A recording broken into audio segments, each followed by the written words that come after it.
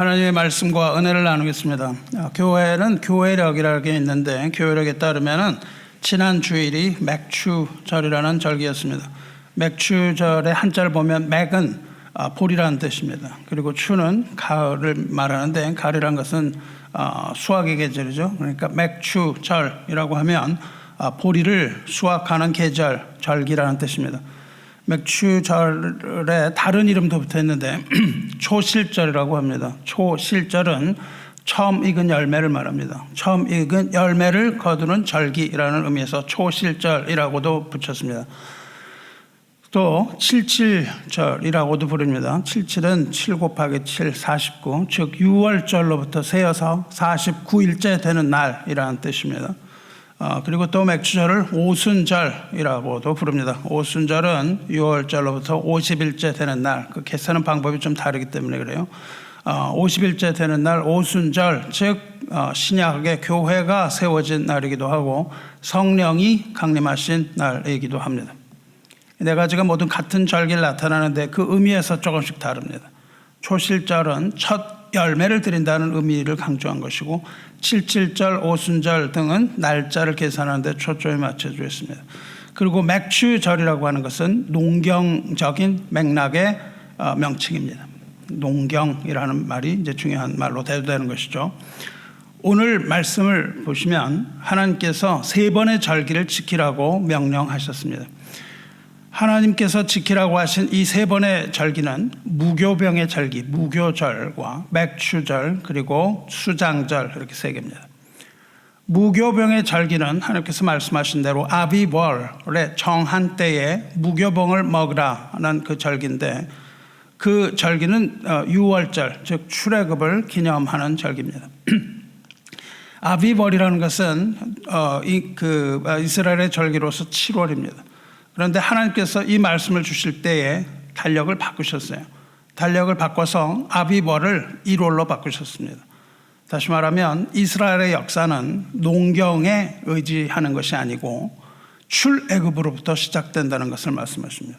우리의 인간의 모든 역사는 태어남으로 시작하는 것이 아니라 출애굽, 즉 우리가 예수를 믿고 구원받은 것으로부터 우리는 다시 태어나는 거예요.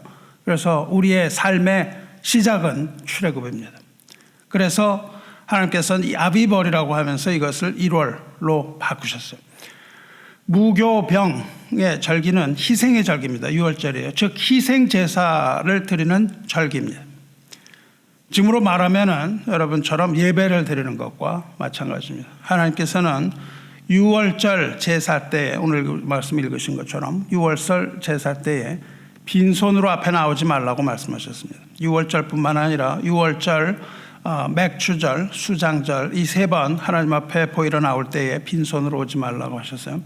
그리고 빈손으로 오지 않을 뿐만 아니라 처음 거둔 열매의 가장 좋은 것으로 하나님께 드리라 이렇게 명령하셨습니다. 모든 남자는 몇 년에 3번씩 여호와께 보이라고 말씀하셨어요. 여호와께 보이라는 것은 성전에 오라는 말씀입니다. 지금 말하면 예배에 참석하라는 것이죠. 이 말씀에 따라서 모든 남자는 1년에 3번씩 예루살렘 성전으로 가서 제사를 드렸습니다. 여기서 남자라고 그러니까 또 뭐 남녀 차별한다 이렇게 말씀하시는데 그렇지 않습니다.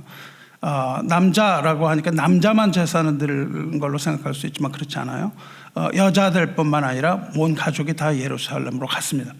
그 증거가 어디냐면 복음서에 있어요. 복음서를 여러분이 보시면 예수님이 탄생하실 때가 6월절 근처거든요. 그때에 요셉의 온 가족이 다 예루살렘으로 갔습니다. 요셉과 그 어머니 마리아가 예수님을 잉태하고 예루살렘으로 갔던 것은 6월절 이 명령을 지키기 위해서였습니다. 그래서 모든 사람들이 다 예루살렘으로 모이니까 예루살렘이 굉장히 북적대는 거죠. 북적되었기 때문에 여관 얻지 못하고 예수님은 결국 막간에서 태어나는 일이 발생했는데 그것은 바로 이 말씀 때문입니다. 모든 남자들은 1년에 3번 나를 보라고 나에게 보이라 말씀하셨어요. 여러분이 예배할 때 착각을 하는 게 있는데 자꾸 여러분이 하나님을 보려고 해요. 아닙니다. 하나님이 우리를 보시는 거예요. 우리를 보기 위하여 나오라고 하시는데 우리는 정반대의 것을 하죠. 하나님을 보고 우리가 뭘 할 수 있는 것처럼 나오는데 그렇지 않습니다. 우리는 하나님 앞에 나와야 하는, 하나님께 우리를 보여야 하는 의무가 있는 거예요. 이 절기가 되면 온 백성은 예물을 가지고 갑니다. 빈손으로 오지 말라고 하셔서 예물을 가지고 하나님 계시는 성전으로 올라가야만 하는 거예요. 빈손으로는 안 되고 반드시 예물을 가지고 하나님 앞에서 그 예물을 드려야 합니다. 그러니까 이 절기는 무엇을 말하냐면 하나님께 예물을 드린다는 의미가 있습니다. 우리를 하나님 앞에 보이고 우리는 하나님께 예물을 드리는 거예요. 사랑하는 성도 여러분, 여러분 예배는 어때요? 여러분은 무엇을 드리는 예배입니까? 무엇을 얻기 위한 예배입니까? 많은 사람들이 무엇을 얻기 위하여 예배에 나옵니다. 은혜 받기 위하여 내가 예배를 드린다. 그렇지 않습니다. 우리는 우리를 하나님께 드리되 하나님 앞에 빈손으로 나오는 것이 아니라 예물을 들고 하나님께 드리기 위하여 나오는 거예요. 하나님께 예물을 드려야만 그것이 온전한 예배가 됩니다. 그러면 도대체 무엇을 우리가 하나님께 드려야 되냐 그겁니다. 빈손으로 내 앞에 나오지 말라고 하셨어요. 그러니까 이 얘기만 나오면 또 무슨 헌금하라는 얘기다 이렇게 보시는데 그렇지 않습니다. 여기서 나오다, 하나님 앞에 나오다라는 것은 히브리어로 라아라는 뜻인데 그것은 본다는 뜻입니다. 내 앞에 보이라 그렇게 말씀하시는 거예요. 세 사람 나에게 보라. 즉 무엇을 보이는데 무엇을 보이지 말라고 하시냐면 빈손을 보이지 말라는 거예요. 손이라는 단어도 없습니다. 손이라고 번역됐지만 손이라는 말은 없어요. 문제는 없습니다. 손으로 번역하는데 이 빈손이라고 해당하는 이 단어 레이캄이라는 이 단어는 공허하다는 뜻입니다. 쓸데없다, 헛되다 그런 거예요. 그러니까 직역을 하면은 헛된 거 나한테 보이지 말라 그 말씀입니다. 헛되이 혹은 쓸데없이 내 앞에 나오지 말아라 그렇게 말씀하시는 거예요. 어떤 의미일까요? 여러분이 예배를 드릴 때 어떤 목적이 있고 의미가 있어야 되는 거예요. 여기에 가치가 있어야 됩니다. 헛된 걸 들고 아무 의미도 없이 주일이 됐으니까 그냥 예배를 한번 드린다 이렇게 성전 찾지 말라는 뜻입니다. 다시 말해서 여러분이 내 예배 나올 때 확실한 목적 없이 시계추가 왔다 갔다 하듯이 그 다람쥐가 쳇바퀴를 돌듯이 그저 주일이 됐으니까 나갔지 이렇게 나왔다가 돌아가지 말라고 하시는 말씀이세요. 다시 말해서 주어진 절기, 여러분의 절기는 뭐예요? 주일이에요. 일주일에 한 번씩 나오는 이 절기를 지키기 위해서 나오지 말라는 거예요. 주일이 됐으니까 나가야 된다 이렇게 하지 마시라는 거예요. 다시 말하면 풀어서 말하면 형식적인 예배를 드리지 말라는 뜻입니다. 여러분이 예배가 형식이 돼서는 안 되는 거예요. 타성에 젖은 생활이 돼서는 안 됩니다. 타성에 젖은 종교 생활 이게 돼서는 안 됩니다. 그저 주일만 지키면 된다 그걸로 다 되는 것처럼 그런 것은 무의미하고 헛된 신앙생활이라는 거예요. 하나님께서는 형식적이고 타성적인 이 매너리즘에 빠진 이 종교생활을 혐오하십니다. 그냥 하지 말라고 하시는 것이 아주 미워한다고 말씀하셨어요. 누가 저 성전의 저 문을 닫았으면 좋겠다고 말씀하세요. 아무도 들어오지 못하게 해라. 그런 마음 없이 오는 사람은 들어오지 말라. 이러한 자는 그저 성전 마당만 밟을 뿐이다 이렇게 말씀하십니다. 여러분 이제 만일 이렇다면 타성적인 신앙 이런 신앙을 청산하셔야 합니다. 타성적인 신앙 청산해야 합니다. 그러면 예물을 드려야 되는데 무엇을 가지고 와야 돼요? 여러분 무엇을 가지고 예배에 오셔야 됩니까? 여러분이 예배에 오셔서 뭘 받아가는 게 아니라고요. 은혜를 받아가는 사람은 은혜 받지 못합니다. 누가 은혜를 받을까요? 드리는 사람이 은혜를 받아요. 여러분이 예배에 가지고 와야 될 것이 있는데 여러분이 가지고 와야 하는 것은 여러분의 뛰는 심장입니다. 뜨거운 심장을 가지고 오셔야 돼요. 아침에 뛰는 기대감이 있는 이런 심장을 가지고 오셔야 되지 않겠어요? 여러분의 모든 것을 다 가지고 오셔야 돼요. 여러분의 전 인격을 다 가지고 오셔야 됩니다. 세상에 무엇을 놔두고 오셔야 되는 거 오면 안 되는 거예요. 신명기 6장 4절 쉐마 이스라엘아 들으라.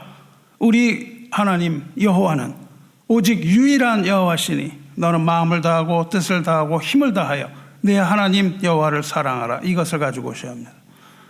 바리새인이 예수님께 예배와 율법에 대하여 질문했습니다. 그때 예수께서 이 말씀으로 이 신명기 6장 4절 말씀으로 대답하셨어요. 여러분, 예배 가지고 나오는 것은 하나님을 사랑하는 사랑입니다. 뜨거운 심장으로 사랑하는 사랑을 가지고 나오셔야 돼요. 그리고 하나님의 계명을 지키는 것이 바로 예배입니다. 마귀는 여러분에게 계명 지키지 말라고 자꾸 얘기를 합니다. 무슨 예배가 지금은 그 율법의 시대가 지나갔고, 그런데 그렇지 않습니다.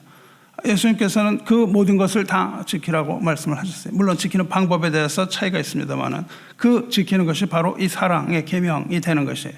이것이 예수님께서 주신 말씀입니다. 이것을 지켜야 합니다. 예배 나올 땐 이것을 지켜야 돼요. 마음을 다하고 뜻을 다하고 힘을 다하여 하나님을 사랑함. 이것이 바로 예배입니다.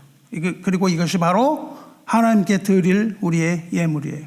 물론 11조를 드리고 이런 것들은 그것에 대한 징표예요. 우리가 들어올 때 이만큼 띄어서 드리는 것이 아니라 마음을 다하고 뜻을 다하고 힘을 다해 하나님을 사랑하는 이 사랑으로 우리 온 심장을 다 하나님께 드리는 겁니다. 여기서 마음이라고 하는 것이 여러분의 심장이에요. 심장이라는 것은 그 감정 이런 걸 말하죠.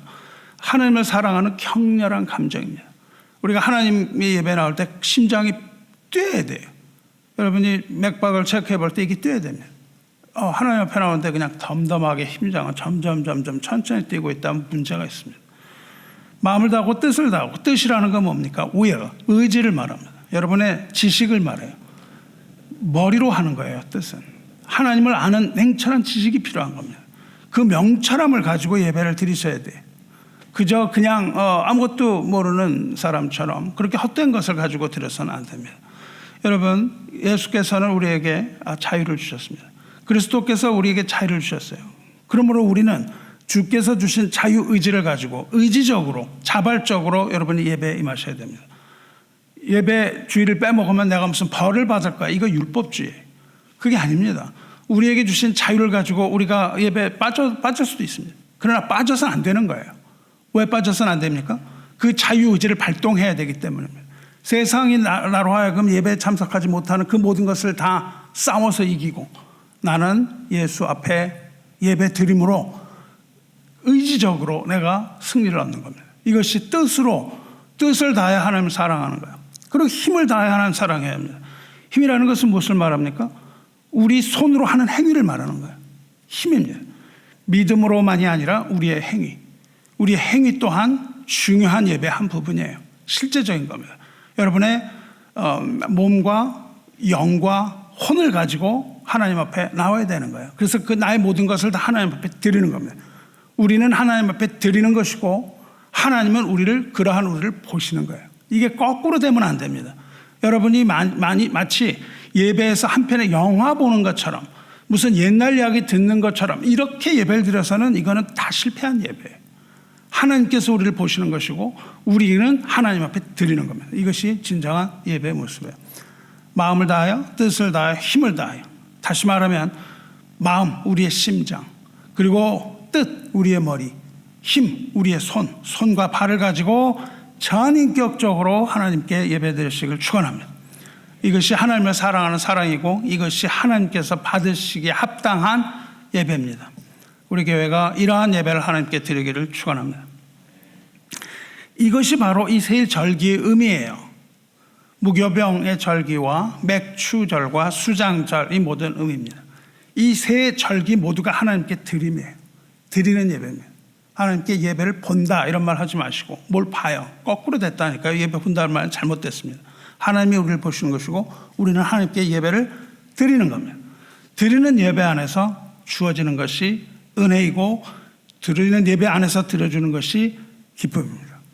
그러므로 드리는 예배 안에서 참된 기쁨 누리시기를 주님의 이름으로 축원합니다.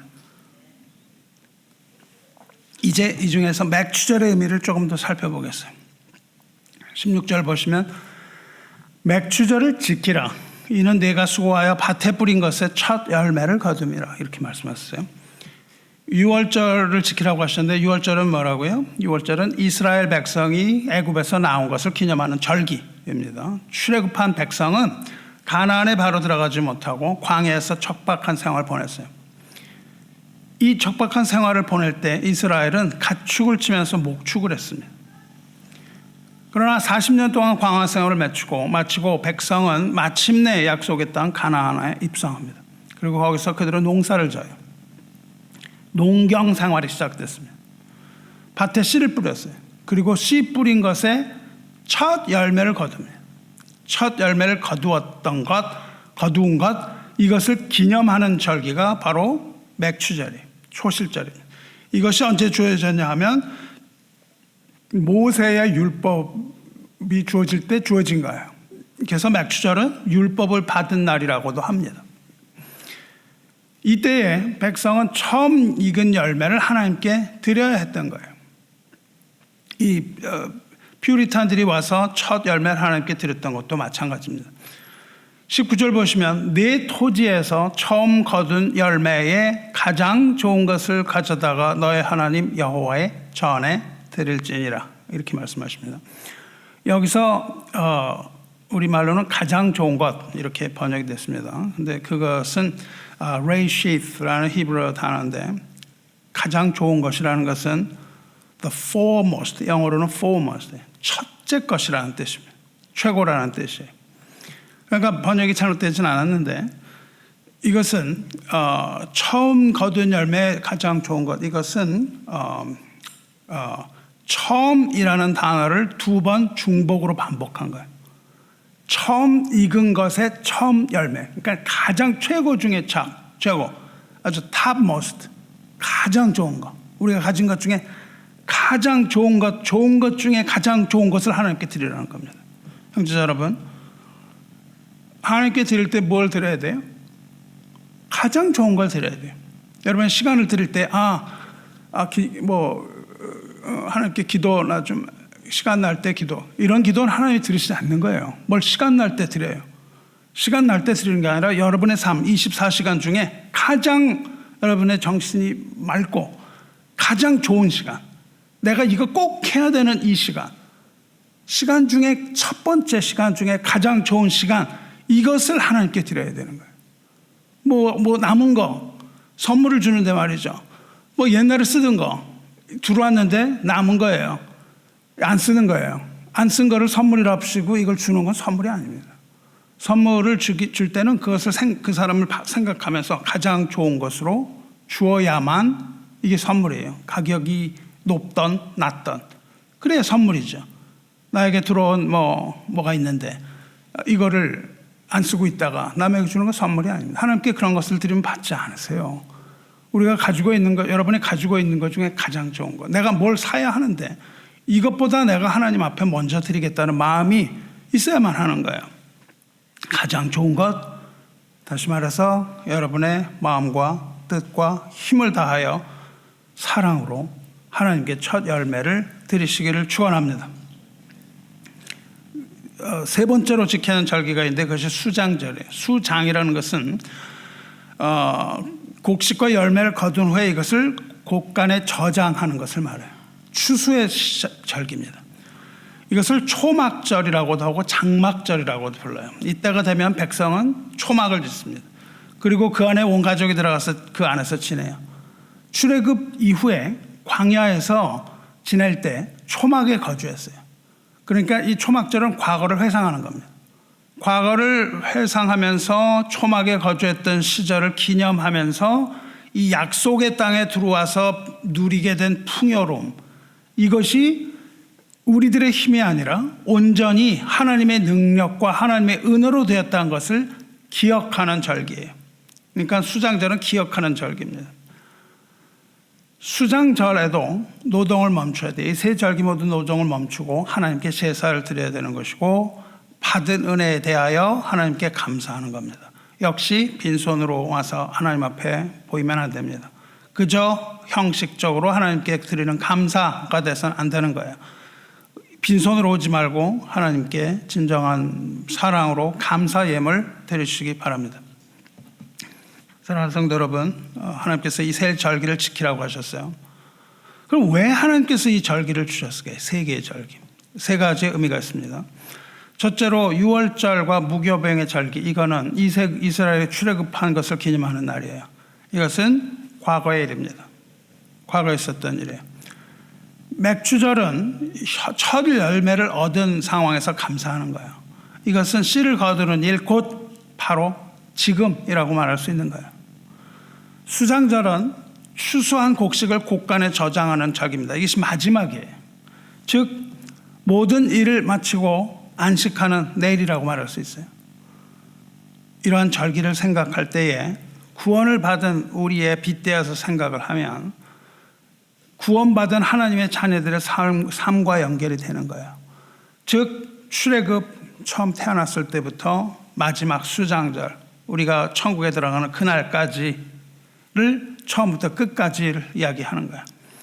그러니까 하나님께서 이 절기를 지키라고 하신 목적은 우리를 속박하려고 하시는 것이 아니라 우리로 하여금 하나님의 은혜를 기억하고 성도로서 마땅히 누려야 할 하나님의 은혜 가운데 살아가게 하시는 겁니다. 다시 말하면 우리는 과거에 하나님의 은혜로 구원받았던 것을 기억하는 거예요.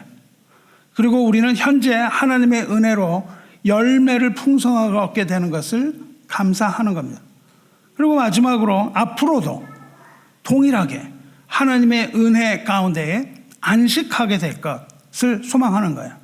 우리에게 이러한 은혜를 맛보게 하기 위하여 하나님께서 이 절기를 지키라고 하십니다. 아니면 우리가 형식적이 되어버리기 때문에 그렇습니다. 그러니까 절기는 우리에게 하나님의 은혜를 기억하게 하고 은혜 베푸신 하나님께 감사하게 하며 끝없이 한없이 영원토록 은혜를 베푸신 하나님을 바라보며 산 소망을 가지고 살아가라. 이것이 우리에게 주시는 이 세 절기의 의미입니다. 예수께서는 어저께나 오늘이나 영원토록 동일하시기 때문에 우리는 이 세 절기들을 기념할 때마다 한없는 은혜를 충만하게 누릴 수 있는 거예요. 그래서 이것을 계속해서 우리가 반복을 합니다. 이스라엘 백성은 이것을 매년 반복을 해요. 그 반복을 평생 합니다. 우리도 그렇습니다. 또 들은 얘기 이렇게 생각하지 마시고 그것이 반복되는 하나님의 은혜. 나는 하나님의 은혜를 맛보았으니 끝. 이제는 나는 하나님의 은혜가 필요 없다. 이렇게 말하는 것과 같습니다. 하나님의 말씀 듣기를 포기하는 것은 그런 의미예요. 어저께나 오늘이나 어제나 오늘이나 영원토록 동일하신 그리스도 안에서 풍성한 은혜를 주시기를 주님의 이름으로 축원합니다. 하나님께서 절기를 지키라고 하셨는데 과연 그럼 이 절기들이 잘 지켜졌을까요? 그렇지 않습니다. 이스라엘의 역사를 보면 이 절기들은 거의 지켜지지가 않았어요. 그리고 구약시대에는 그렇게 절기를 지키지 않았는데 신약시대에 들어와서도 이 절기들이 형식적으로 지켜졌습니다. 그래서 사도 바울은 이 절기를 형식적으로 지키지 말라고 가르칩니다. 그러면서 이 절기가 어떤 의미를 갖는가, 이 절기들의 참된 의미에 대하여 사도 바울이 설명을 해줘요. 골로새서 2장 16절에 이렇게 합니다. 그러므로 먹고 마시는 것과, 이게 절기예요. 먹고 마시는 것과 절기나 초하루나 안식일을 이유로 누구든지 너희를 비판하지 못하게 해라. 이것들은 장래일의 그림자이나 몸은 그리스도의 것이니라. 그렇게 말해요. 이 절기들은 장래 일어날 일의 그림자다. 그렇게 말씀합니다. 즉 절기는 무엇을 말하냐 하면 이 절기는 그리스도를 나타내는 그림자라는 겁니다. 그러니까 우리가 절기를 볼 때 이 절기를 지켜야 하나 말아야 하나 이런 질문은 어리석은 질문입니다. 이 절기는 무엇이냐면 그리스도를 나타내는 그림자예요. 사랑하는 성도 여러분, 절기가 그리스도를 나타내는 그림자라면 그럼 과연 이 세 절기는 그리스도와 어떤 관계가 있느냐 이 말이에요. 이 무교절, 맥추절, 수장절이 그리스도의 그림자랍니다. 그럼 이거 어떤 관계가 있는가요? 무교절은 뭐라고요? 유월절이에요. 유월절은 어린 양의 유월절입니다. 즉 어린 양으로 십자가에서 죽으신 그리스도를 말하는 거예요. 어린 양으로 십자가에서 죽으신 그리스도, 즉 초림하신 그리스도, 처음 오신 그리스도, 어린 양으로서, 하나님의 어린 양으로서 우리를 위하여 죽으시고 희생의 제사로서 우리를 구원하신 어린 양 예수 그리스도가 유월절 무교절의 의미예요. 즉 그 유월절이라는 것은 무엇을 기념하면 우리의 구원, 즉 죄와 사망으로부터의 구원을 말합니다. 이것이 유월절이요 무교절입니다. 그 맥추절은 뭘 말할까요? 맥추절은 그리스도의 부활을 의미하는 거예요. 오늘 읽은 고린도전서 15장에 이것을 자세하고 분명하게 설명을 해주고 있습니다. 유월절 어린 양이라는 거 여러분 잘 알아요. 출애굽, 우리가 다시 태어나는 것은 예수 그리스도의 죽음 때문입니다. 피로 우리를 사서 하나님께 드린 거예요. 그것이 바로 우리의 죽음입니다. 그리고 그것이 유월절의 의미예요. 주 안에 사랑하는 성도 여러분, 여러분은 믿음이 있다고 하는데 뭘 믿습니까? 여러분은 몸의 부활을 믿습니까? 부활할 걸 믿어요? 진정으로 그리스도 안에서 우리가 부활할 것을 믿습니까? 죽은 자가 다시 살아나는 것을 믿습니까? 만일 그렇지 않다면 여러분 왜 여기 앉아 있는 거예요? 그걸 믿지 않는데 왜 여기 앉아 있습니까? 앉아서 필요가 없습니다. 많은 사람들이 교회에 나옵니다. 뭐 때문에? 풍족한 삶 때문에. 이 삶을 좋은 삶을 누리기 위해, well-being을 위하여 나옵니다. 그래서 요즘 설교를 들어보면 라이프 코칭, 이렇게 해야 잘 산다, 저렇게 해야 잘 산다, 교회는 이렇게 살아야 한다, 성도는 이렇게 살아야 한다가 있는 거예요. 중요한 게 아닙니다. 이렇게 살아야 한다가 중요한 게 아니라 어떻게 죽어야 하는가가 중요한 거예요. 그걸 알면 어떻게 살아야 하는가는 자동적으로 알게 되는 겁니다.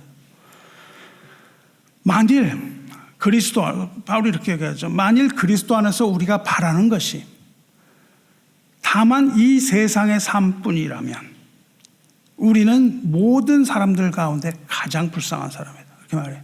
여러분이 교회 나오는데 이 세상의 삶을 바라고 나온다? 가장 불쌍한 사람이라는 거예요. 뭐 하는 거예요? 와서 돈 들이고 시간 들이고 우리의 그냥 모든 힘을 다 여기서 빼고 가고, 이 아주 불쌍한 사람들입니다. 어리석은 사람들이겠죠.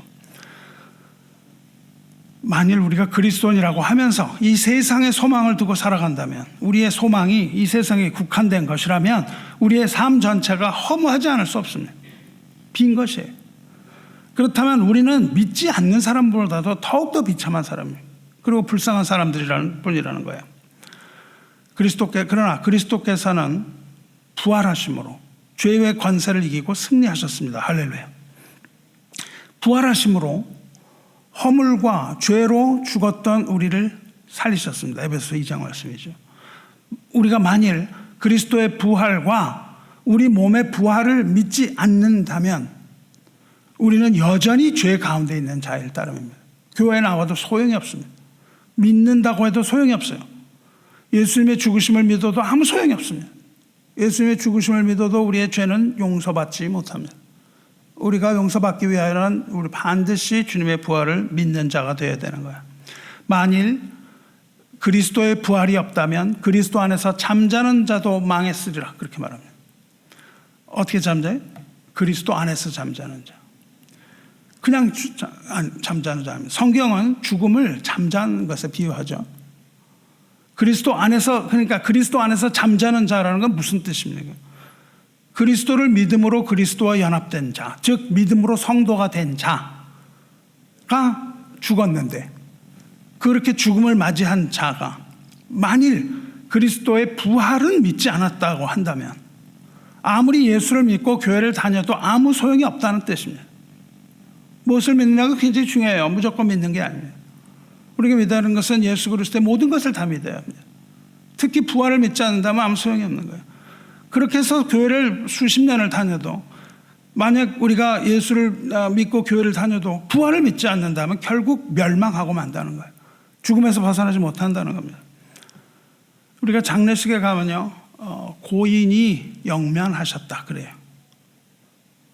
영면이라는 것은 영원하다는 것이고, 면이라는 것은 잠을 잔다는 뜻입니다. 한자로. 영면이라는 것은 영원히 잠잔다는 거예요. 고인이 세상을 떠났습니다, 이렇게 말 안 하고 고인이 영면에 드셨습니다, 그렇게 말하는데, 이거는 명백한 거짓말입니다. 그런 것은 있을 수가 없어요. 성경이 말하는 잠이라고, 성경에서 잠이라고 얘기하는데 그 잠은 영원한 잠이 아니에요.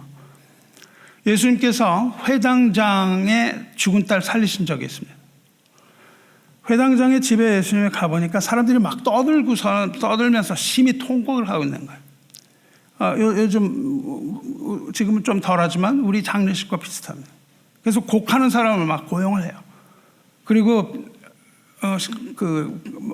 가문의 어른이 며느리한테 막 야단을 칩니다. 너는 왜 통곡을 그따위밖에 못해? 큰 소리로 통곡하라고, 뭐 이런 거 들으셨죠? 그 며느리는요, 크게 통곡해야 되는 의무가 있는 거예요. 심히 울면서 통곡하고 있었습니다. 그때 예수님께서 들어가셨어요. 그럼 뭐라 그러시냐면, 너희가 어찌하여 떠들며 우느냐? 왜 우느냐 그러세요. 왜 떠들고 우느냐. 이 아이가 죽은 것이 아니라 잔다. 그렇게 말씀하십니다. 사람들이 비웃죠. 비웃는 사람들 예수님이 다 보내세요. 그 사람들은 볼 자격이 없습니다. 예수님을 비웃던 모든 자 다 보내고 아이의 부모와 제자들만 딱 남아요. 그때 예수님께서 아이의 손을 다 잡고 달리타쿰 그렇게 말씀하세요. 무슨 말이죠? 내가 내게 말하노니 소녀야 일어나라. 이렇게 말씀하시니까 곧 소녀가 잠에서 깨서 일어나서 걷는 그런 사건이 있지 않습니까? 죽음은 영면이 아니에요. 영원한 잠이 아닙니다. 죽음이라는 것은 반드시 깨어날 때가 있는 거예요. 성경은 우리에게 이것을 알려줍니다. 성경은 우리에게요, 죽음에 관하여 알려줘요. 데살로니가 전서에서 사도 바울이 이렇게 말합니다. 형제들아, 자는 자들에 관하여는 너희가 알지 못함을 우리가 원하지 아니하노니. 다시 말하면 잔다는 것이 뭔지 알려주겠다 그 말입니다. 잔다는 것이 무엇이냐. 알지 못함을 우리가 원하지 아니하노니. 왜냐? 이는 소망 없는 다른 이와 같이 슬퍼하지 않게 하려니라. 장례식장에서 슬퍼하지 말라는 거예요. 영원히 잠을 잤다 그래서 슬퍼하지 말라는 겁니다. 그렇기 때문에 성경은 우리에게 죽음이 무엇인지 알려주는 거예요. 그 자는 것에 대하여 알려주는 겁니다. 아니하노니 이는 소망 없는 자 다른 이와 같이 슬퍼하지 않게 하려 함이라. 우리가 예수께서 죽으셨다가 다시 살아나심을 믿을진데 이와 같이 예수 안에서 자는 자들도 하나님이 그와 함께 데리고 오시리라. 이렇게 말씀하시는 거예요. 누구와? 예수와 함께 잠을 자다가 예수와 함께 하나님께서 데리고 오신다. 어디로 데려오세요? 하나님의 나라로, 천국으로 데리고 오시는 거예요. 그러니까 이 잠을 자던 사람들, 죽은 자들은 깨어나는 거예요. 그것을 부활이라고 말합니다. 이것을 믿으시기 바라요. 이게 가장 중요한 믿음입니다. 성도의 죽음을 맞이할 때 소망 없는 다른 이들처럼 슬퍼하지 말라. 왜냐하면 영원히 잠을 자는 것이 아니기 때문이에요. 예수님께서 죽으셨다가 다시 살아나심을 믿는 자는 깊은 잠에서 깨어나서 주님과 함께 데려오실 것을 믿기 때문입니다. 할렐루야. 사랑하는 성도 여러분, 그리스도께서 죽은 자 가운데서 다시 살아나셨습니다. 다시 살아나셔서 잠자는 자들의 첫 열매가 되셨어요. 첫 열매입니다. 그것이 고린도서 20절 말씀이죠. 성도의 궁극적인 소망이 뭐예요? 궁극적인 소망은 부활입니다. 여기서 말하는 부활이라는 것은 영혼의 부활이 아니에요. 영혼의 부활이 아니라 몸의 부활입니다. 그리스도의 부활은 영과 혼만의 부활이 아니라 육체의 부활을 포함하는 완전한 부활을 말합니다. 그리고 그것을 첫 열매라고 하셨어요. 첫 열매가 뭐냐면 바로 맥추절의 절기. 이 첫 열매를 말해요. 첫 열매를 드리라고 하셨어요. 그러니까 이 부활은 하나님께 드림을 말해요. 궁극적인 예배는 우리가 부활하여 하나님께 우리를 드리는 거예요. 그것이 우리가 드리는 모든 예배의 최고점입니다. 여러분, 이거를 알고 예배가 얼마나 중요한 것인가, 예배가 얼마나 기쁜 것인가, 이걸 아셔야 돼요. 그것이 바로 feast라는 거예요. 절기, 축제라는 뜻입니다. 즉 하나님 나라의 축제를 말합니다. 구약의 절기는 그리스도의 그림자라고 말씀드렸어요. 그러니까 맥추절의 의미는 무엇이에요? 곧 그리스도의 부활, 첫 열매를 말하는 거예요. 하나님께 드리는 첫 열매, 즉 부활하신 예수 그리스도라는 것을 알 수 있습니다. 이것이 맥추절의 의미입니다. 이것을 지켜야 돼요. 첫 열매의 첫 열매, 그러니까 처음 거둔 것의 첫 열매, 가장 좋은 것이죠. 그것은 뭘 의미하냐면 이 모든 곡식을 많이 수확을 했는데 그 중에 한 토를 딱 꺼내는 거예요. 하나를 딱 꺼내는 것은 전체를 다 대표하는 겁니다. 그리고 지금 거둔 곡식뿐만 아니라 앞으로 거두게 될 모든 곡식을 다 대표하는 것이 처음 이거예요. 그러니까 처음 이것을 드린다는 것은 모든 부활한 자, 모든 부활체를 다 대표하는 총칭입니다. 그리스도께서 부활하셔서 첫 열매가 되셨다는 사실은 무엇을 의미해요? 그 다음에 둘째 열매, 셋째, 넷째, 다섯 이렇게 계속해서 열매가 맺어지며 그것을 다 하나님께 드린다는 것을 상징합니다. 그리스도께서 부활하셨다는 것은 믿는 자에게 있어서 이것은 변할 수 없는 사실이에요. 절대 변할 수 없는 진리입니다.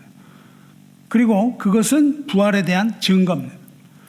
그리스도 안에서 잠을 자는 모든 성도들도 모두 그리스도를 따라 부활하게 될 것을 보증하는 증거가 바로 이것이 절기의 의미입니다. 사도 바울은 첫 열매가 있고 다른 열매가 있다 그래요. 그에 대해 이렇게 말합니다. 골로새서 1장 18절에 이렇게 말합니다. 예수는 몸인 교회의 머리시라. 예수님은 교회의 머리예요. 그리고 교회는 예수님의 그리스도의 몸입니다. 그가 근본이시요 죽은 자들 가운데서 먼저 나신 이시니 이는 친히 만물의 으뜸이 되려 하시며, 그 으뜸이라는 것은 첫 번째 것을 말해요. 그리스도는 교회의 머리시고 교회는 그리스도의 몸입니다. 그러니까 그리스도와 교회, 그리스도의 성도와의 관계는 몸과 머리의 관계에 이어져 있다는 거예요. 유기체적인 관계입니다. 생명을 공유하는 거예요. 뗄래야 뗄 수가 없는 관계입니다. 그러니까 그리스도는 교회와 더불어서 그리스도의 생명을 공유하는 거예요. 같이 나눕니다. 그리고 부활을 공유하는 관계입니다. 누구든지 그리스도 안에 있으면 부활의 생명을 얻는 거예요. 교회는 그리스도께서 부활하셨기 때문에 생겨났습니다. 예수께서 부활하지 않으셨으면 교회라는 존재 자체가 없어요. 교회는 성령의 강림으로 세워졌지만 그것은 예수께서 부활하셨으므로 생겨난 거예요. 그러므로 그리스도의 몸인 교회는 반드시 부활하는 겁니다. 사랑하는 성도 여러분, 이 생명으로의 부활의 생명으로 부활이 있고 심판으로의 부활이 있는데 이 생명으로 나가는 부활은 오직 그리스도에게만 있습니다. 그리고 교회는 그리스도의 몸이라고 말씀드렸어요. 그런데 머리가 무덤에서 일어나는 거예요. 머리가 무덤에서 일어났습니다. 여러분, 잠을 자다가 일어나는 게 뭐죠? 발이 일어납니까? 머리가 일어나는 거예요. 머리가 일어난다고 하면 몸은 어떻게 됩니까? 자동으로 일어나는 거예요. 머리가 일어날 수 있게 해서 몸이 함께 일어나는 것이죠. 만일 머리가 일어났는데 몸이 안 일어날 수가 있습니까? 일어나지 않을 수가 없는 겁니다. 머리가 부활하시면 몸은 부활하게 되는 거예요. 머리가 일어나면 몸도 결국 따라서 일어나지 않겠습니까? 교회는 그리스도의 몸이므로 그리스도와 함께 반드시 부활하게 되어 있습니다. 여러분, 교회를 왔다 갔다 하지 마세요. 왔다 갔다 하는 부속품이 되면 안 되는 거예요. 이 호주머니에 들어있는 동전 한 잎이 되면 안 됩니다. 여러분, 이 동전 한 잎으로 교회 다니면 안 됩니다. 교회 부속물이 되지 말고 교회가 돼야 되는 거예요. 그리스도의 몸이 되어야 되는 겁니다. 그리스도의 몸이 가지고 있는 동전 한 잎이 돼서는 안 되는 거예요. 그리스도의 몸이 되시기 바래요. 주머니 속에 가지고 다니는 물건 되지 마시고 교회가 되시기를 주님의 이름으로 축원합니다. 그렇다면 반드시 부활합니다. 그것을 믿으시기 바랍니다. 첫 열매는 어떤 의미일까요? 하나님께 드리는 거라고 말씀하셨어요. 그리고 그 다음, 또 다음 열매도 모두 하나님께 드리는 거예요. 첫 열매가 되신 예수님께서 모든 열매를 다 하나님께 드렸습니다. 그것이 요한계시록 5장에 나오는 말입니다. 요한계시록 5장 여러분이 보시면 사도 요한이 기록된 두루마리를 보죠. 그때 그 두루마리에 인으로 딱 봉해져 있는데 그것을 열어볼 만한 자가 없다. 이래서 울죠. 그랬더니 장로가 나와서 울지 말라. 그리고 다윗의 자손 유다의 사자가 그것을 열 것이다. 어린 양 사자가 그것을 열 것이다. 그렇게 말씀하죠. 이때 사자를 보는데 어린 양이 보이는 거예요. 사자라고 분명히 얘기를 했습니다. 유다의 사자라고 그랬는데 딱 보니까 어린 양이에요. 여러분, 사자를 우리가 볼 수 없어요. 사자를 보기 위하여 반드시 어린 양을 봐야 돼요. 승리하신 예수 그리스도를 보기 위하여 우리가 보아야 하는 것은 십자가에서 죽으신 어린 양입니다. 우리가 십자가에서 죽으신 어린 양을 볼 때 그것은 패배와 같으나 그러나 그것은 궁극적인 유다의 사자로서 승리하시는 예수 그리스도를 볼 수 있는 겁니다. 다시 말하면 어린 양을 통하여 승리의 주 예수 그리스도를 볼 수 있다는 거예요. 그렇게 요한이 인을 뗄 때 어린 양을 봐요.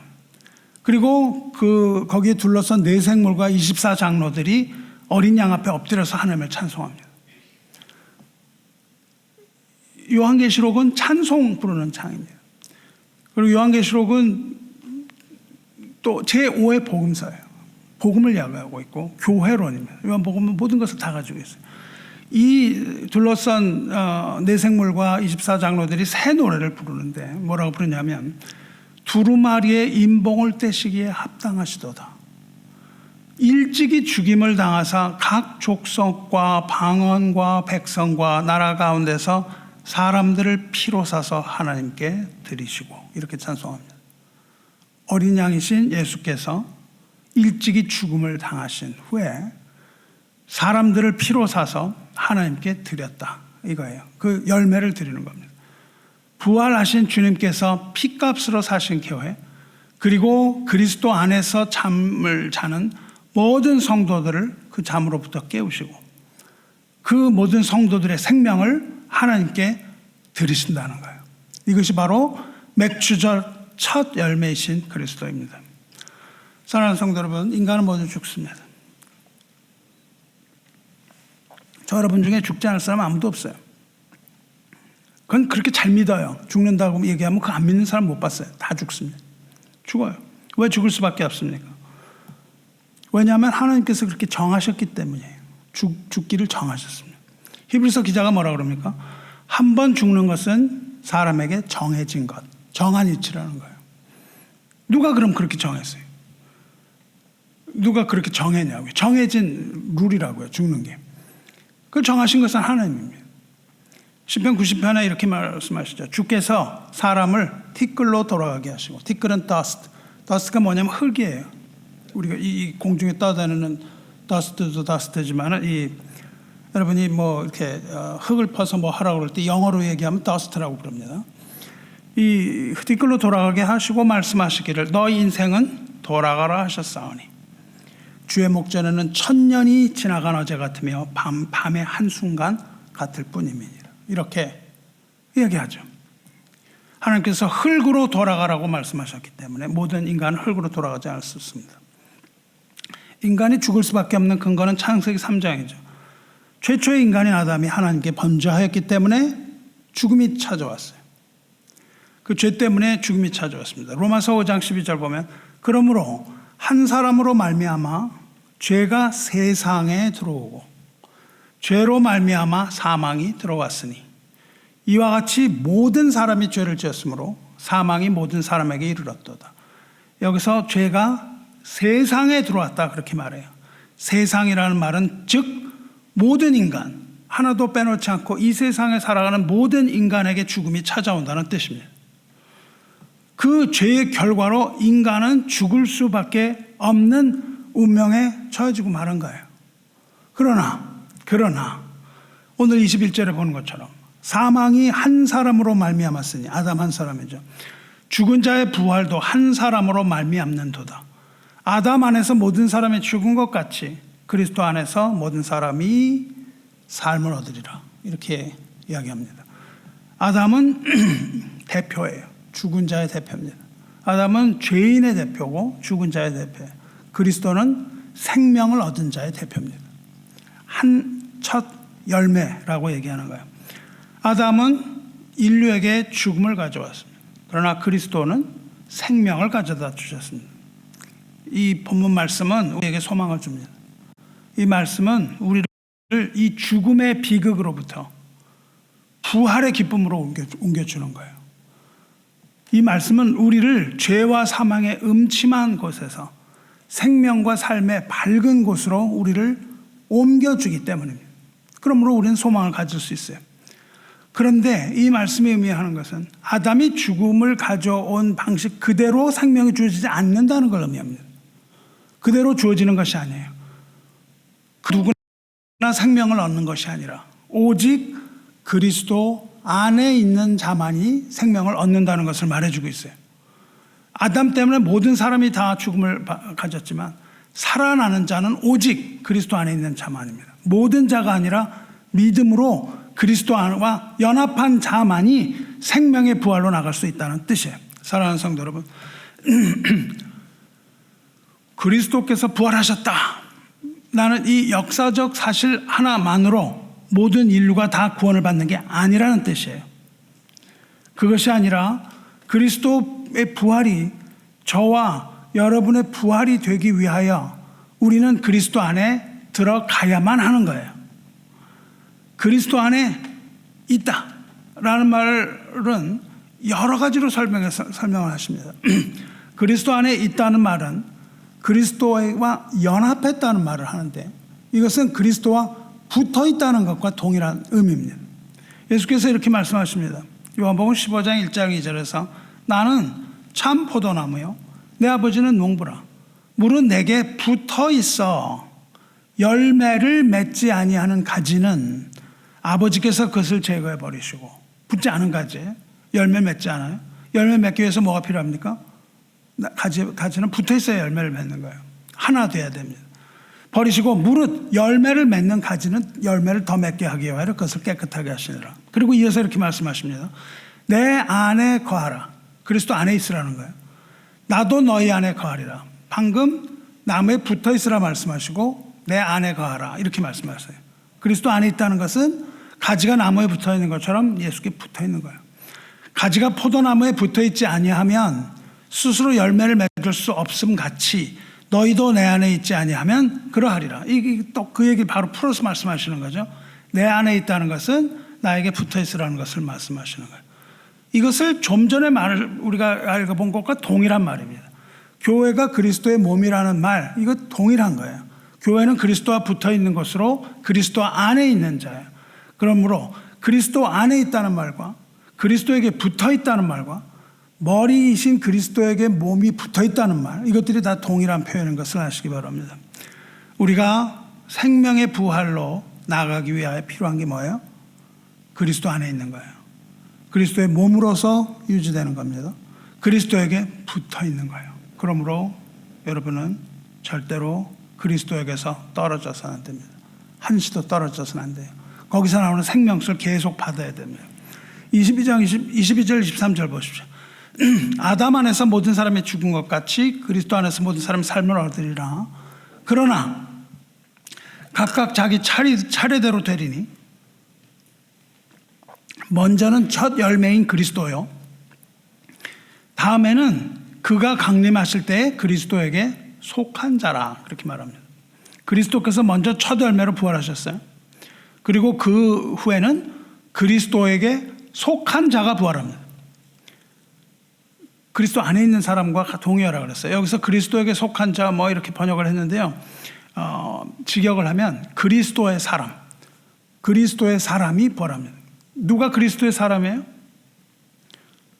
로마서 8장에서 얘기합니다. 누구든지 그리스도의 영이 없으면 그리스도의 사람이 아니니라. 이렇게 말해요. 그리스도의 영, 성령이 있는 사람만이 부활을 하는 거예요. 우리 안에 성령이 있는 것을 여러분 믿으셔야 돼요. 우리 안에 성령이 있는 그 성령으로 말미암아 우리는 그리스도 안에서 부활하는 거예요. 즉 그리스도의 사람만이 부활을 해요. 그래서 이것을 지금 개역 개정에서는 그리스도에게 속한 자 이렇게 번역을 했는데, 한글 버전에서는 뭐라고 번역했냐면 그리스도에게 붙은 자라고 그렇게 말해요. 그리스도에게 붙은 자가 부활한다 그렇게 말합니다. 그리스도에게 붙은 자, 그리스도의 사람, 그리스도에게 속한 자, 그리스도의 몸, 그리스도 안에 있는 자, 포도나무에 붙은 가지, 이게 다 똑같은 걸 말해요. 예수님과 연합된 삶입니다. 그런 사람만이 부활하는 거예요. 아무나 부활하는 게 아니에요. 그럼 언제 부활해요? 언제? 이렇게 말씀하시죠. 그리스도께서 강림하실 때에 부활한다 그렇게 되어 있습니다. 언제 강림하세요? 예수님 다시 오시는 걸 말하죠. 데살로니가 전서 4장 16절에 주께서 호령과 천사장의 소리와 하나님의 나팔 소리로 친히 하늘로부터 강림하시리니 그리스도 안에서 죽은 자들이, 아까 그 안에서는 뭐라고 그랬어요? 그리스도 안에서 죽은 자도 멸망하리라. 뭐가 없으면, 부활을 믿지 않으면 그리스도 안에서 죽은 자들이 멸망할 건데, 그렇지 않다는 거죠. 믿는 자들인 거죠. 그리스도 안에서 죽은 자들을, 여기서 말하는 그리스도 안에서 죽은 자들은, 믿는 자들은 먼저 일어나요. 언제? 주님께서 호령과 천사장의 소리와 하나님의 나팔 소리가 날 때, 하늘로부터 강림하실 때에 그리스도 안에서 잠을 자는 자, 그리스도 안에서 죽은 자들이 먼저 일어납니다. 그렇습니다. 그리스도께서 강림하실 때에 호령 소리가 들리는 거예요. 천사장의 큰 소리가 들립니다. 그리고 하늘에서 하나님의 나팔 소리가 크게 울려 퍼지는 거예요. 그때에 그리스도 안에서 죽은 자들이 먼저 일어나는 거예요. 언제? 강림하실 때. 여기서 강림이라는 단어가 헬라어로 파루시아입니다. 파루시아가 언제 쓰는 거냐면 로마 황제가 오는 것을 파루시아라 그래요. 아, 황제가 나타나셨다 이 말이에요. 주님의 강림은 뭘 말하는 겁니까? 왕의 방문을 말하는 거예요. 왕으로서 다시 오시는 주님을 파루시아라고 말합니다. 그러니까 주님께서 왕으로 이 땅에 다시 오시는 날에 우리가 모두 다 일어난다는 겁니다. 그리스도께서 처음 오셨을 때 유월절 어린 양으로 오셨을 때는 구원자로 오셨어요. 그러나 이제 파루시아 하실 때는 동시에 세상을 통치하는 왕으로서 오실 것이라는 것을 분명하게 이야기하고 있는 거예요. 24절 25절 읽어보세요. 그 후 강림하신 후 강림하셔서 뭘 하시냐 이겁니다. 그 후에는 마지막이니 그때가 세상 마지막이라는 거예요. 그가 왜 마지막이냐면 세상의 모든 질서가 다 무너지는 겁니다. 그가 모든 통치와 모든 권세와 능력을 말하시고 나라를 아버지 하나님께 바칠 때라. 온전히 하나님께 드리는 거예요.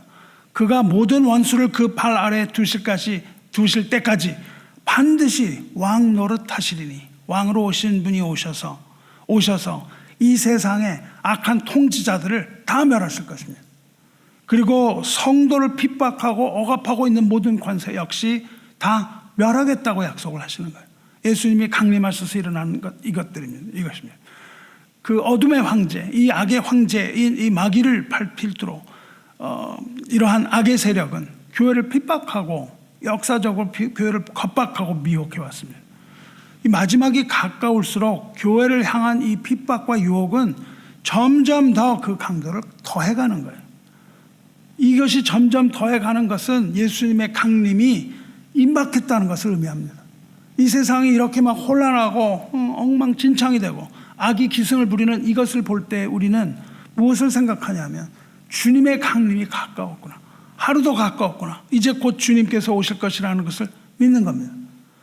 그리스도께서 다시 오시는 이날, 그들은 교회를 핍박하나 그리스도께서 다시 오시는 그날 악한 세력과 공중권세 잡은 자들은 하나님의 심판 아래 철저하게 멸망당하게 된다는 것입니다.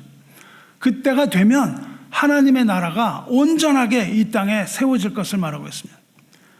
원수들을 치되 하나도 빼놓지 않고 모든 원수를 다 쳐서 그 발 아래 두신다고 말씀하셨어요. 우리가 이 세상을 우리의 정의로 우리의 의로 바로잡아 버리는 것이 아니에요.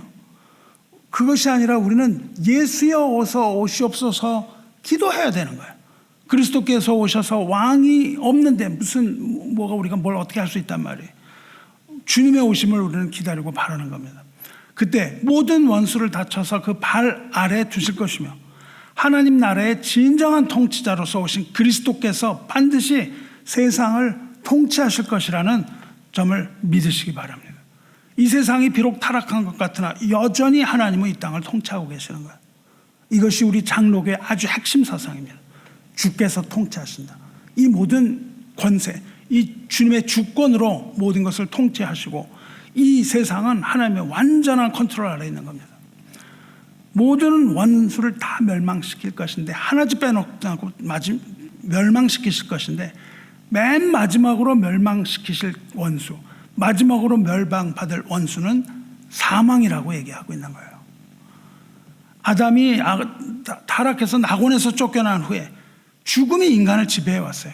죽음은 우리의 원수입니다. 죽음의 위력 앞에 위축당하지 않은 사람이 하나도 없어요. 그리고 죽음을 이겨본 사람도 하나도 없습니다. 죽음은 정죄와 두려움과 절망 이런 것들로 인간을 괴롭혀 왔습니다. 그러나 주님이 재림하시면 인간을 죽이려고 하던 그 죽음이 오히려 죽음을 당한다는 거예요. 우리를 죽이려고 왔던 죽음이 죽어버려요. 우리를 죽일 수가 없다는 뜻입니다. 모든 성도는 죽음으로부터 부활해서 자유를 얻고 참된 영원한 생명을 얻는 겁니다. 그러므로 다시는 죽음을 보려고 해도 볼 수가 없게 되는 거예요. 죽는 사람이 없다는 겁니다. 그것이 바로 예수님께서 재림하여 우리에게 영원한 생명을 주실 때 일어나는 일입니다. 여러분 아시는 것처럼 저는 이번 여행에서 어머니를 보내드렸어요. 어머니를 보내드리고 이제 어머니를 땅에 묻었어요. 땅에 묻고 온 다음 날 새벽에 새벽에 이모가 돌아왔어요. 뭐가 그렇게 급한지 언니를 따라서 그 다음 날 새벽 연이어서 돌아왔습니다. 그 임종한다는 이야기를 듣고 그 호스피스에 들어갔는데 임종한다는 얘기를 듣고 이제 거기에 가려고 일어나서 갔는데 그걸 또 못 참고 돌아갔어요. 그래서 얼굴은 뺐습니다만은 그렇게 보내드렸습니다. 사람이 죽으면은 한 줌의 재로 변하는 거예요. 아무것도 없습니다. 재와 흙을 섞으면은 구별이 안 가요. 그래서 인간은 흙으로 돌아가는 겁니다. 수목장이라는 게 있어요.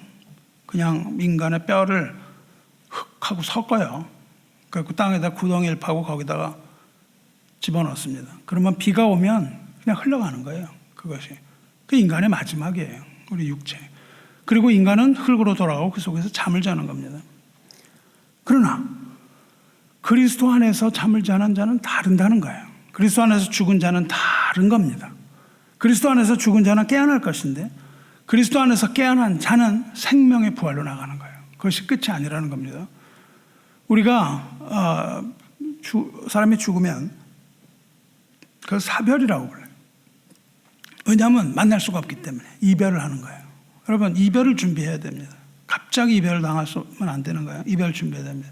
죽은 자는 다시 만날 수 없습니다. 이별해야 되는 거예요. 반드시. 그렇기 때문에 슬픕니다. 우리가 뭐 여행 간다면 그래도 슬플 수 있어요. 그래서 우리가 죽음 앞에서 슬픈 이유, 그리스도인도 죽음 안에서 슬퍼합니다. 왜냐하면 이별하기 때문이에요. 사별로서 다시 볼 수 없기 때문입니다. 살아있는 동안에도 슬픈데 죽음으로 인해서 떨어져 있는 사별이 뭐 말할 필요가 있겠어요. 그래서 우리도 죽음 안에서 슬퍼합니다. 근데 이별은 영원한 이별이 아니라는 거예요. 그리스도 안에 있는 성도는 부활의 아침 그날에 반드시 동문에서 다시 만납니다. 하나님의 성에서 다시 만날 것이라고 말씀해 주셨어요. 그러므로 그 이별은 영원한 것이 아니에요. 그러므로 그리스도 안에 있는 성도는 죽음이나 삶이 범접할 수 없는 곳에 사는 거예요. 죽음이 침범하지 못하는 곳에 삽니다. 영적으로 볼 때는 전혀 그것이 우리에게 영향을 미치지 못하는 거예요. 그래서 그리스도인은 누굽니까? 그리스도인은 죽음이 준비된 사람입니다.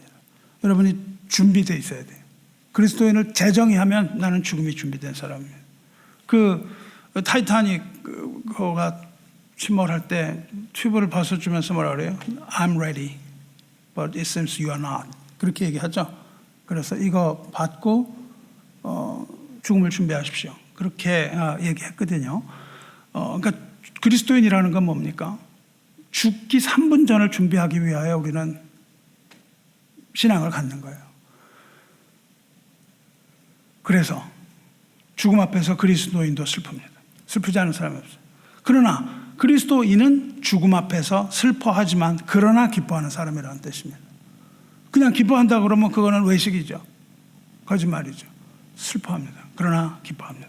그리스도께서 강림하실 때 거룩한 성 새 예루살렘이 하늘에서 내려올 때 하나님의 장막이 사람들과 함께 있는 그때 하나님이 우리와 함께 계시는 그때 우리가 하나님의 백성이 됩니다. 그리고 하나님은 우리의 하나님이 되십니다. 하나님이 친히 우리와 함께 계셔서 모든 눈물을 우리 눈에서 닦아준다 약속을 하셨어요. 그리고 다시는 사망이 없다 그렇게 말씀하십니다.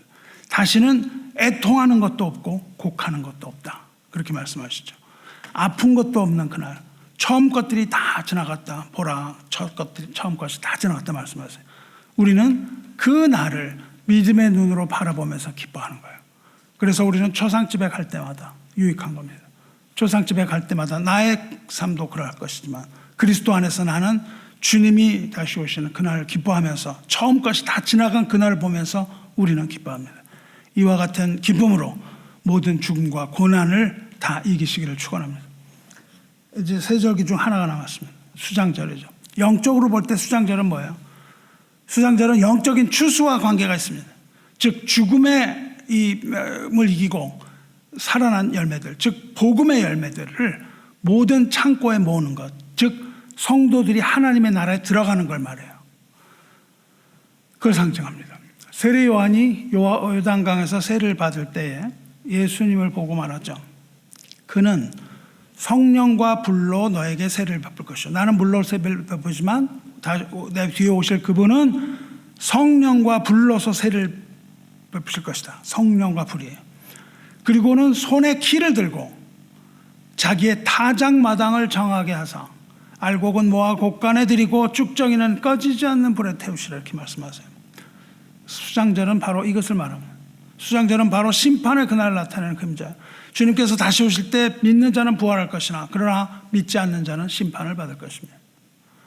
주님께서 성령으로 세례를 주세요. 성령 세례를 받은 사람은 깨끗하게 된 사람이에요. 정하게 하신 사람, 즉 성령의 힘으로 예수를 주라 시인하는 모든 자, 믿음으로 그리스도와 함께하는 그 알곡은 모아서 곡간에 들이시고 이것이 수장절입니다.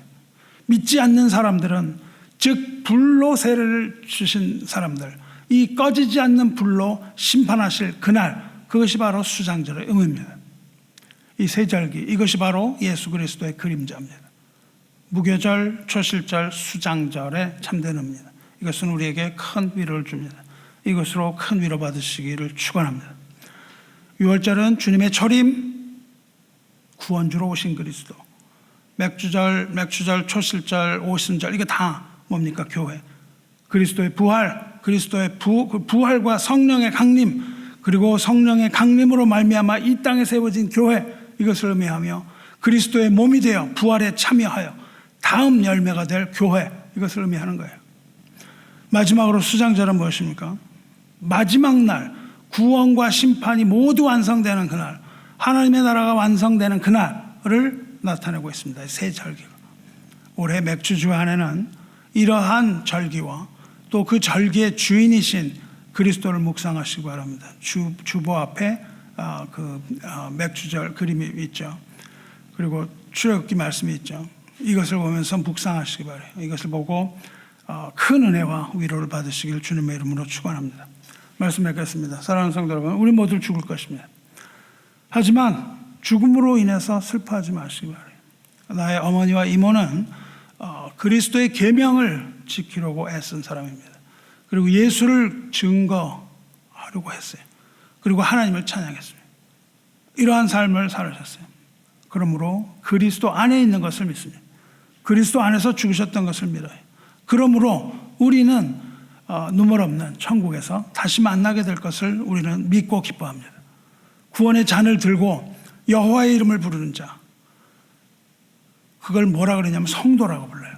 성도가 다시 정의하면 무엇입니까? 구원의 잔을 들고 여호와의 이름을 부르는 자, 누구든지 주의 이름을 부르는 자는 구원을 얻을 것이라 이렇게 말씀하셨죠.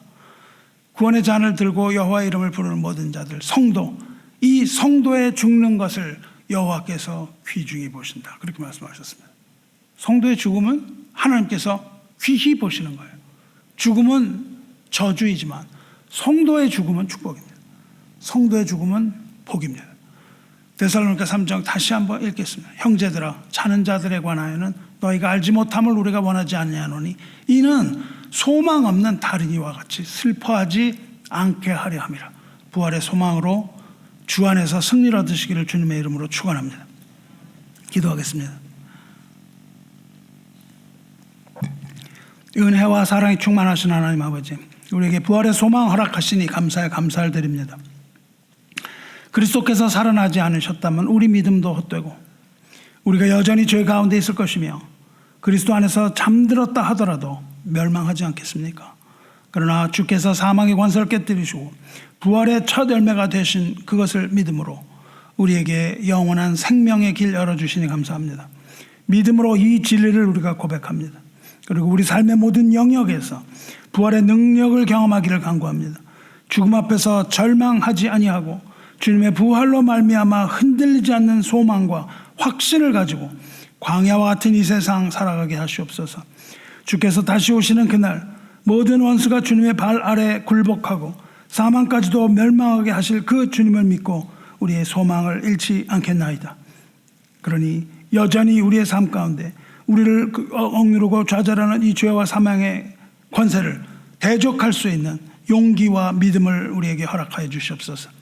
주님의 강림을 기다리며 그날에 우리에게 베푸실 영광스러운 생명의 부활에 기쁘게 참여하기를 간절히 바라나이다.